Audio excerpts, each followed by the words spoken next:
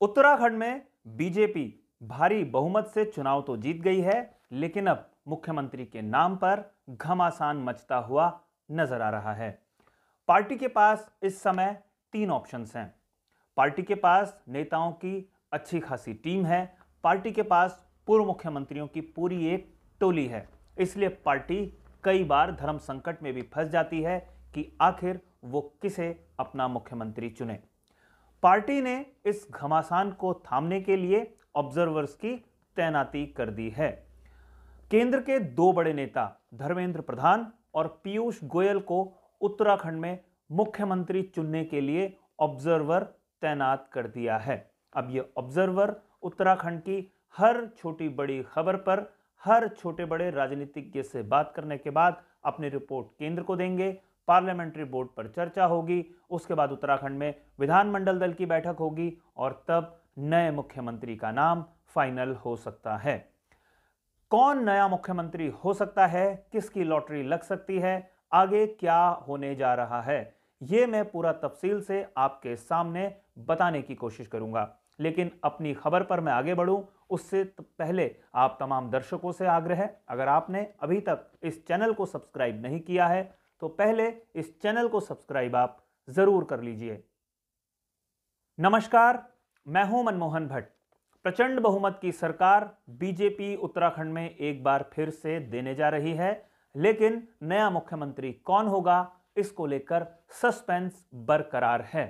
Party ने दो observers की तैनाती तो कर दी है, लेकिन वो अपनी रिपोर्ट क्या देंगे, किस अंदाज में देंगे, किसके पक्ष में देंगे, इस पर अभी कुछ नहीं कहा जा सकता।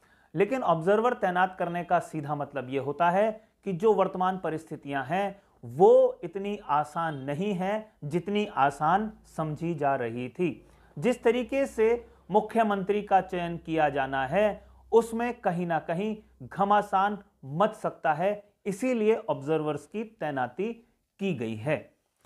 उत्तराखंड में भारतीय जनता पार्टी के पास कुल मिलाकर तीन ऑप्शंस हैं। पहला ऑप्शन तो यह है कि उत्तराखंड में जो वर्तमान सरकार है, यानी कि मुख्यमंत्री पुष्कर सिंह धामी के नेतृत्व वाली जो सरकार है, उसी को रिपीट कर दिया जाए, उसके मंत्रिमंडल में परिवर्तन किया जा सकता है, लेकिन मुख्यमंत्री पुष्कर सिंह धामी को ही बनाया जाए। पुष्कर सिंह धामी चुनाव हार गए हैं, लेकिन पुष्कर सिंह धामी के लिए सीट छोड़ने को कई विधायक तैयार हो गए हैं, इसलिए पार्टी के पास यह एक ऑप्शन बना हुआ है। पार्टी के पास दूसरा ऑप्शन है कि वर्तमान में जो उत्तराखंड से जीते हुए सांसद हैं उनको कमान सौंपी जाए। उस दिशा में जब हम बात करते हैं तो उसमें पूर्व मुख्यमंत्री और पूर्व केंद्रीय शिक्षा मंत्री रमेश पोखरियाल का नाम भी सामने आता है। इसके अलावा पूर्व प्रदेश अध्यक्ष और वर्तमान में मोदी मंत्रिमंडल में राज्य मंत्री अजय भट्ट भी एक बड़ा नाम हो सकते हैं। एक नाम अनिल बलूनी का भी है जो लगातार चर्चाओं में बना हुआ है। तो इन तीन नामों पर भी बात हो सकती है अगर सांसदों में से किसी एक को चुनना हो।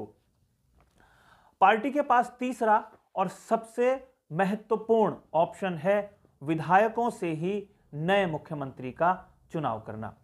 अब जब बात 2017 में हुई थी तब पार्टी ने विधानमंडल दल की बैठक में त्रिवेंद्र सिंह रावत को मुख्यमंत्री चुना था, यानी विधायकों से ही मुख्यमंत्री चुना गया था।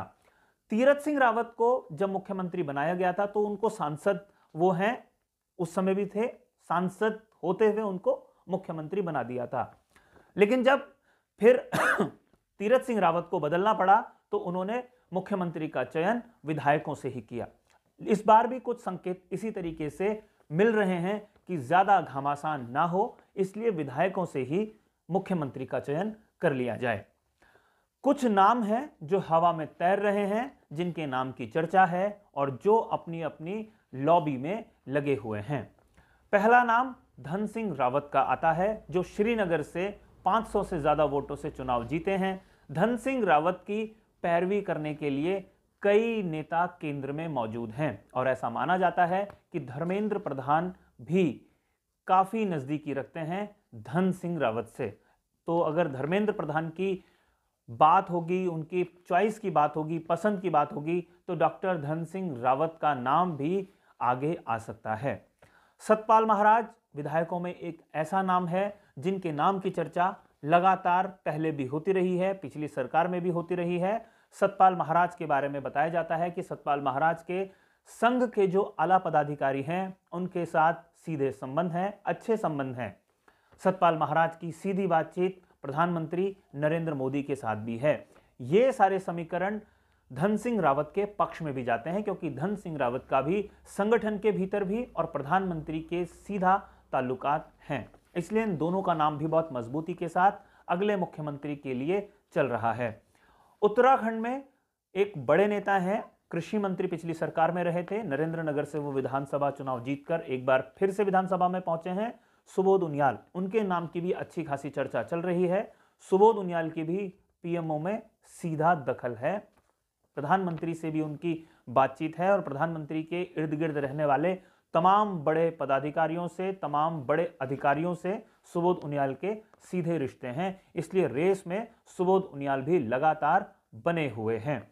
बिशन सिंह चुफाल का नाम भी इस रेस में बना हुआ है। बिशन सिंह चुफाल उत्तराखंड बनने के बाद लगातार हर चुनाव जीतते रहे हैं और उत्तराखंड बनने से पहले भी डीडीहाट विधानसभा सीट से लगातार चुनाव जीतते रहे हैं। हालांकि बिशन सिंह चुफाल के राह में उनकी उम्र सबसे बड़ी समस्या है, क्योंकि बिशन सिंह चुफाल इन तमाम नेताओं के मुकाबले थोड़ा ज्यादा बुजुर्ग हो गए हैं। हालांकि उम्र में धन सिंह रावत इन सबसे युवा हैं और ऐसा बीजेपी का जो केंद्रीय नेतृत्व है वो लगातार ये इशारा करता है कि वो जो भी लीडरशिप तय करेंगे उसमें युवाओं को वो ज़्यादा प्राथमिकता देंगे ताकि एक लंबी लीडरशिप तैयार की जा सके। लेकिन इस लिहाज से सुबोध उनियाल और सतपाल महाराज के नाम को खारिज नहीं किया जा सकता। और अगर सांसदों में से किसी का चयन करना हो तो उसमें रमेश पोखरियाल निशंक, अनिल बलूनी और अजय भट्ट के नाम की भी चर्चा लगातार बनी हुई है। इस बीच अगर महिलाओं की बात हो तो कोट द्वार से विधानसभा में पहुंची रितु खंडूरी के नाम पर भी लगातार चर्चाओं का बाजार गर्म हो रहा है। खबर है कि जिस तरीके से खुद योगी आदित्यनाथ रितु खंडूरी के लिए प्रचार करने के लिए पहुंचे थे, उस लहजे से रितु खंडूरी के नाम पर भी मंथन हो सकता है। रितु खंडूरी के परिवार के प्रधानमंत्री के साथ नजदीकी संबंध है, खंडूरी परिवार की स्वच्छ छवि भी है, तो महिलाओं को अगर तरजीह देने की बात आती है तो रितु खंडूरी के नाम पर भी चर्चा हो सकती है। इस बीच खबर है कि दिल्ली में बैठकों का दौर भी शुरू हो गया है और बैठकों का ही परिणाम है कि ऑब्जर्वर्स की तैनाती उत्तराखंड के संदर्भ में कर दी गई है। उत्तराखंड के कई नेता दिल्ली पहुंचने की कोशिश में जुटे हुए हैं। आज शाम तक कई नेता दिल्ली दरबार में अपनी हाजिरी लगाने के लिए पहुंच जाएंगे। जाहिर सी बात है, अपने अपने पक्ष में माहौल को बनाने की तमाम नेता कोशिश करते हुए नजर आएंगे। उत्तराखंड में आगे का जो घटनाक्रम है वो भी बहुत दिलचस्प है।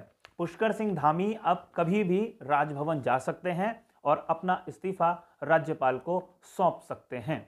उसके बाद जब केंद्र में तमाम समीकरण सेट हो जाएंगे, पार्लियामेंट्री बोर्ड की बैठक में नाम तय हो जाएगा, उसके बाद उस नाम को विधानमंडल दल की बैठक में शामिल किया जाएगा। यानी उस नाम का खुलासा औपचारिक रूप से जो विधानमंडल दल की बैठक होगी उसमें नेता चुनते वक्त उस नाम का खुलासा होगा और वो विधानमंडल दल का नेता फिर राज्यपाल के पास सरकार बनाने का दावा पेश करने के लिए जाएंगे। तो ये देखना बहुत दिलचस्प होगा कि अगले 24 घंटे में किस तरीके से राजनीतिक घटनाक्रम होता है, कैसे केंद्र और राज्य के जो बीजेपी के नेता हैं वो कैसे आपस में तालमेल बैठाते हैं, किसका पलड़ा भारी होता हुआ नजर आता है, ये भी अगले 24 घंटे में तय हो जाएगा।